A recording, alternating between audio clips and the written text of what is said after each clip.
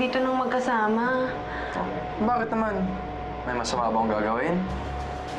Basta po, hindi po tayo pwedeng nandito. So, huhulaan ko. Ayaw mong masolo kita dito.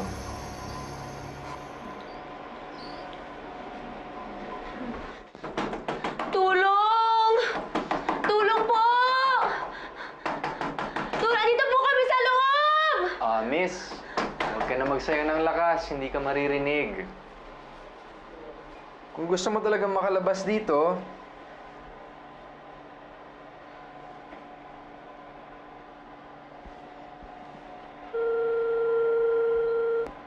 hello? Maintenance? Yes, si William to.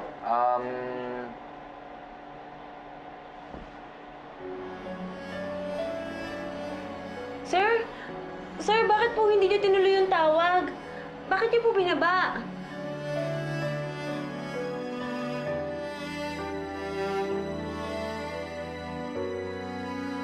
Ay, ano meron? Sira? Sira yata. What is happening? Ha? Mukhang nasira po ulit yata yung elevator, madam. Hindi pa rin naaayos yan? Nakita ko nga po si Sir William sumakay sa loob. Ha? What? At hindi kayo tumawag ng tulong?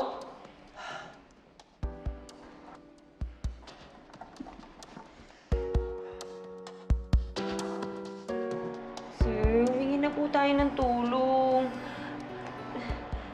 Sir, kung gusto niyo po, ako po tatawag dun sa technician. Pero, hiramin ko po yung cellphone niyo kasi wala po akong cellphone eh. Okay. Yeah, no problem. Kunin mo na lang muna sa bulsa ko.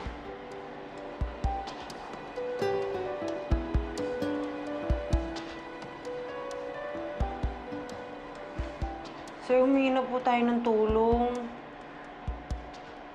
Sige na po, sir. Baka po maabutan tayo ng dilim dito eh. Hindi ba mas okay yun? Pag madilim na, hindi mo na makita. Sir, seryoso po ako. Baka po talaga abutan tayo ng gabi dito. Hindi po ako pwede magpagabi. Relax. Iniiwasan mo na nga ako pag nasa labas. So I guess maayos na lang mangyari to. At least dito magkasama tayo. Pwede tayo mag-usap. So, in other words, masasolo kita?